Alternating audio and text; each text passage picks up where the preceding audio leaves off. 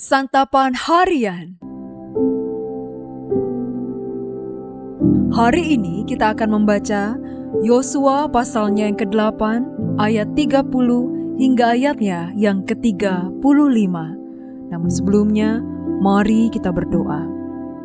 Bapa, ketika firman-Mu dibacakan, biarlah kami mendengar suara-Mu berbicara dalam hati kami. Ajar kami merespon dengan ketaatan dan iman. Di dalam nama Yesus Kristus kami berdoa. Amin. Yosua 8 ayat 30-35. Setelah itu Yosua mendirikan mezbah bagi Tuhan Allah Israel di Gunung Ebal, seperti yang diperintahkan Musa hamba Tuhan kepada orang Israel, sebagaimana tertulis dalam kitab Taurat Musa. Suatu mezbah dari batu yang tidak dipahat, yang tidak dikerjakan dengan perkakas besi. Di atasnya mereka mempersembahkan kurban bakaran kepada Tuhan dan mengadakan kurban keselamatan. Di sanalah di atas batu-batu itu Yosua menuliskan salinan Taurat Musa yang ditulisnya di depan orang Israel. Seluruh orang Israel, warga pendatang maupun warga asli, tua-tuanya, para pengatur pasukannya dan hakim-hakimnya berdiri sebelah menyebelah tabut, berhadapan dengan para imam dari suku Lewi yang mengusung tabut perjanjian Tuhan itu. Setengah dari mereka menghadap gunung Gerizim, dan setengahnya lagi menghadap gunung Ebal, seperti yang dahulu diperintahkan oleh Musa hamba Tuhan untuk memberkati bangsa Israel. Sesudah itu Yosua membacakan seluruh perkataan hukum, baik berkat maupun kutuk, tepat seperti yang tertulis dalam kitab Taurat itu.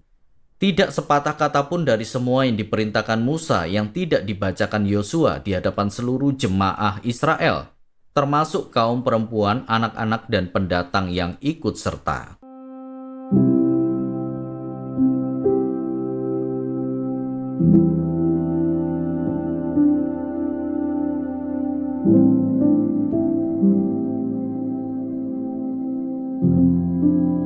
Sahabat Scripture Union Indonesia, ketika kita berada dalam pergulatan hidup yang berat, kita bisa berjanji, jika keadaanku menjadi lebih baik, aku akan melakukan sesuatu bagi orang-orang yang menolongku keluar dari kesulitan ini. Namun, tak jarang, ketika keadaan benar-benar sudah menjadi lebih baik, janji itu dilupakan. Kita pun mulai menjalani kehidupan tanpa berusaha menepati apa yang kita sendiri sudah janjikan. Yosua berbeda.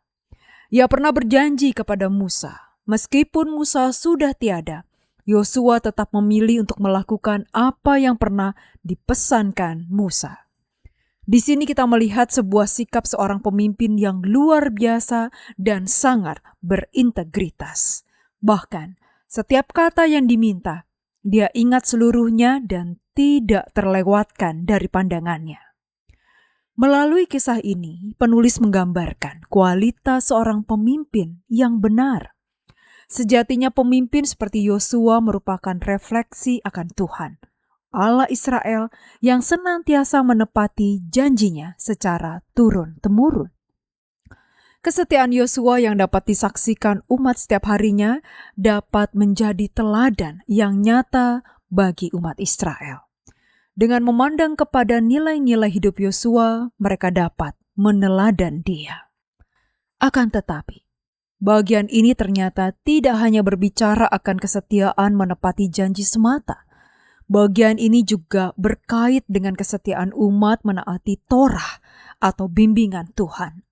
Maka dari itu, firman dibacakan kepada seluruh umat, dari yang tua sampai yang muda.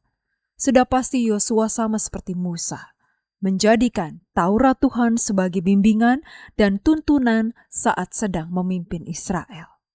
Ia mengalami bahwa Taurat itu sungguh hidup dan mengendaki seluruh umat menyadari hal tersebut dan merasakan kuasa firman-Nya. Kesetiaan menepati janji adalah teladan yang diberikan oleh Yosua. Jelas, Yosua melakukannya sejalan dengan firman Allah.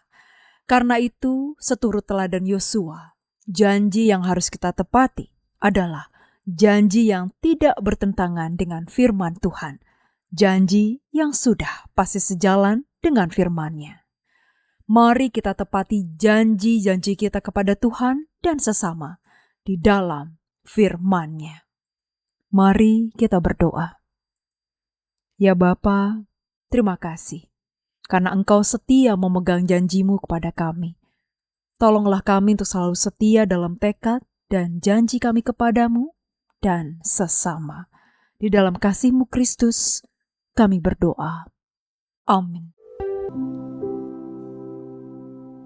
Kiranya firman Tuhan yang Anda dengarkan menjadi berkat, hingga Anda memiliki kehidupan rohani yang segar, kuat, dan sigap. Jika Anda menginginkan buku santapan harian, silakan kirimkan nama, alamat lengkap, dan kode pos beserta nama radio yang Anda dengarkan ke nomor 0811 9910 377. Tuhan Yesus memberkati.